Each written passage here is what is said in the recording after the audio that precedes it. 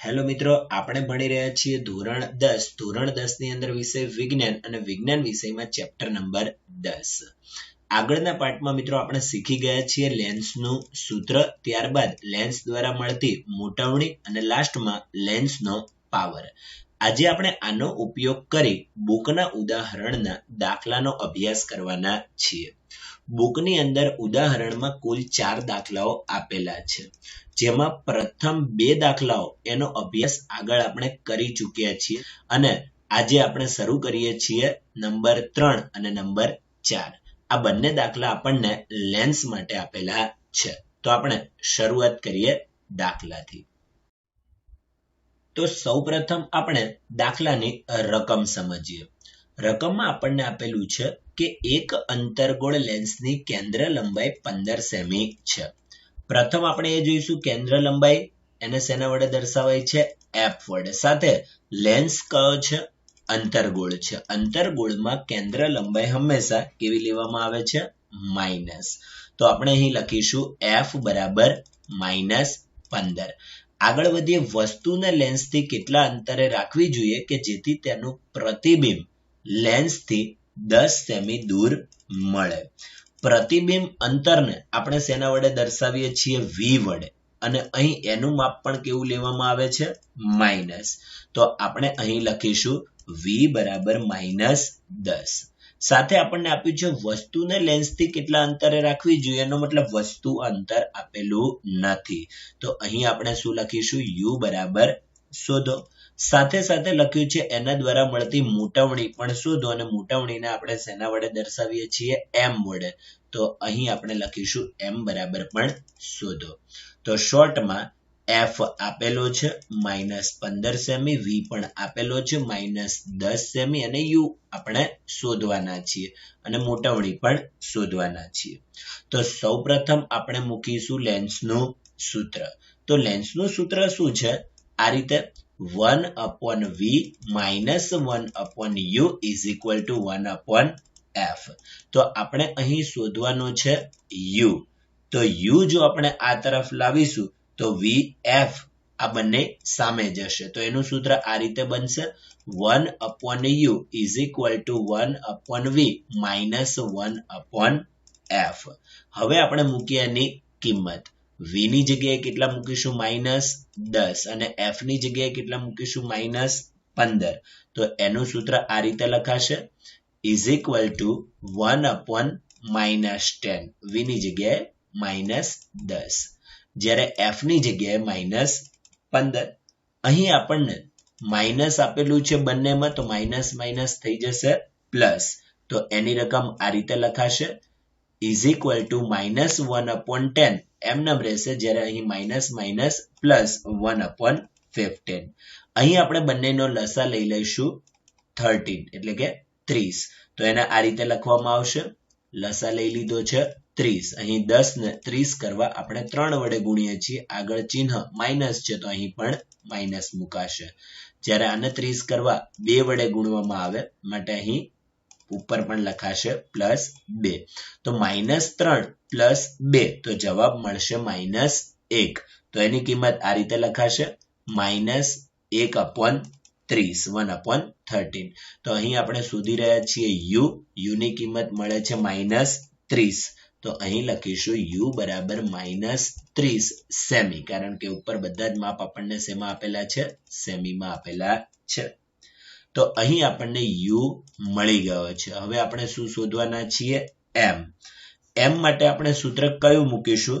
તો અહીં જોઈશું કે m માટે આપણે સૂત્ર મૂકીશું v/u, જેમાં આપણને v કેટલા આપેલા છે? -10, જ્યારે u ની કિંમત કેટલી મળી છે? -30.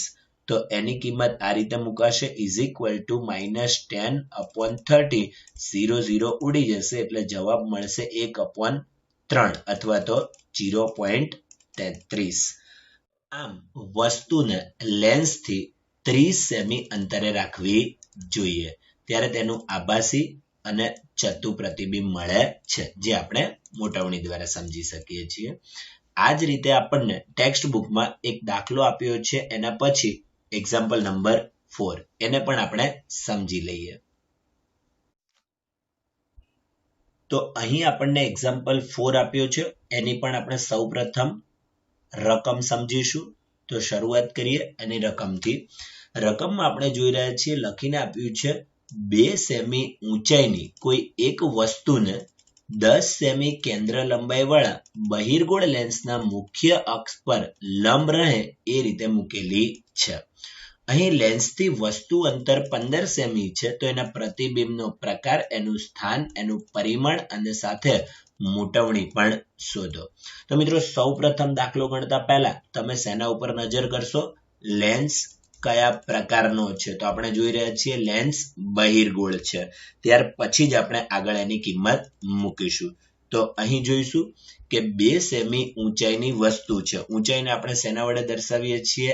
h, હાઈટ વડે. તો અહીં આપણે લખીએ છીએ h બરાબર +2 સેમી. ત્યારબાદ આપેલું છે કે વસ્તુને 10 સેમી કેન્દ્ર લંબાઈ વાળા, કેન્દ્ર લંબાઈને આપણે શેના વડે દર્શાવીએ છીએ? f વડે. તો આપણે અહીં લખીશું f બરાબર +10 સેમી. અને એને મુખ્ય અક્ષ પર લંબ રહે એ રીતે મૂકેલી છે. એમાં વસ્તુ અંતર 15 સેમી છે. વસ્તુ અંતરને શેના વડે દર્શાવાય છે? u વડે. તો આપણે અહીં લખીશું u બરાબર -15 સેમી. આગળ વધીએ. એમાં પ્રતિબિંબનો પ્રકાર એટલે કે એનું સ્થાન પણ છે, એટલે v, અને એનું પરિમાણ એટલે કે કદ, પરંતુ એ તો આપણને મોટવણી મળશે ત્યારે જ ખબર પડશે. તો એનો અર્થ આપણે પ્રથમ શોધવાના છીએ v અને ત્યારબાદ શોધવાના છીએ મોટવણી m. તો આપણી પાસે દાખલામાં u ની કિંમત આપી છે, f ની કિંમત આપી છે અને v ની કિંમત શોધવી છે. તો આપણે પ્રથમ મૂકીશું લેન્સનું સૂત્ર. લેન્સનું સૂત્ર છે 1/v - 1/u = 1/f. તો અહીં એનું સૂત્ર આ રીતે લખાશે 1/v = 1/f + 1/u. હવે આપણે મૂકીશું એની કિંમત. કિંમતની અંદર જોઈશું f ની કિંમત કેટલી આપી છે? +10 અને u ની કિંમત કેટલી આપી છે? -15. તો એ આ રીતે લખવામાં આવશે =1/10. કેવા છે? પ્લસ, અને 1/u માઇનસ છે. અહીં પ્લસ અને માઇનસ થશે, તો એને આ રીતે લખવામાં આવશે 1/10 - 1/15. આ બંનેનો લસા જો આપણે 30 લઈએ તો અહીં આ રીતે લખવામાં આવશે 30. અહીં 10 ને 30 કરવા 3 વડે ગુણાશે તો ઉપર પણ 3 વડે. 15 ને 30 કરવા 2 વડે ગુણાશે તો ઉપર પણ 2 વડે. અહીં ચિહ્ન એના એ જ રહેશે. તો 3 માંથી 2 બાદ કરતા જવાબ મળે છે 1. તો અહીં લખવામાં આવશે 1/30. તો અહીં જે આપણને 30 મળ્યા છે એ કોની કિંમત મળી છે? v ની. તો આપણે અહીં લખીશું v = +30 સેમી. તો અહીં આપણને v તો મળી ગયો છે, પરંતુ m શોધવાનો બાકી છે. તો એના માટે આપણે મોટવણીનું સૂત્ર મૂકીશું. તો દાખલાને આપણે આ રીતે લખીશું કે હવે મોટવણી m બરાબર v/u, જેમાં v ની કિંમત કેટલી છે? +30, જ્યારે u ની કિંમત -15. તો આ રીતે લખાશે 30/-15. 15 દુ 30, આગળ ચિહ્ન માઇનસ છે તો અહીં લખાશે -2 સેમી. આગળ વધીએ. જો આપણે મોટવણી છે એના માટે આ સૂત્ર પણ ઉપયોગ કરીએ કે મોટવણી બરાબર -h'/h, કારણ કે આપણને અહીં પરિમાણ કદ પણ શોધવાનું કીધેલું છે. તો મોટવણી m બરાબર શું લખાશે? -h'/h. જો આપણે પ્રતિબિંબની ઊંચાઈ h' શોધવી છે તો m અને h નો ગુણાકાર થશે. તો આ રીતે લખાશે h' બરાબર m × h. તો અહીં આપણને મોટવણી ઉપર મળેલી છે -2 સેમી અને વસ્તુની ઊંચાઈ h બરાબર +2 સેમી આપેલા છે. તો 2 × 2 જવાબ મળશે 4 સેમી.